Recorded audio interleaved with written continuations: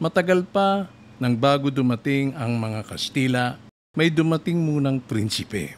Hindi mula sa Europa, hindi rin mula sa China, kundi mula sa isang kahariang Islamiko na tinatawag na Brunei. Pero ang mas nakakagulat, may mga alamat at bakas ng kasaysayan na nagsasabing ang prinsipe ring ito ay may dugong galing sa Panay.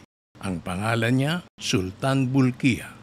Ikalimang sultan ng Brunei, bata pa nang umupo sa trono, maliksi, matalino at mapag-ugnay.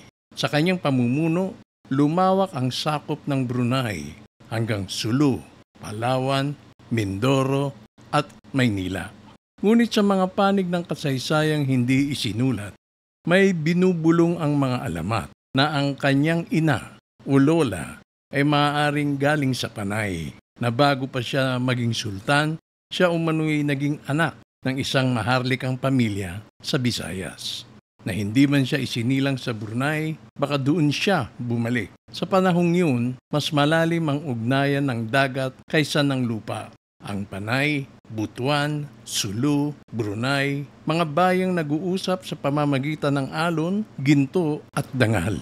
Kaya't kung si Bolkiah ay nagbalik sa Maynila bilang tagapag-ugnay, hindi kaya't hindi pananakop ang layunin niya, kundi pagbalik sa kanyang pinagmulan.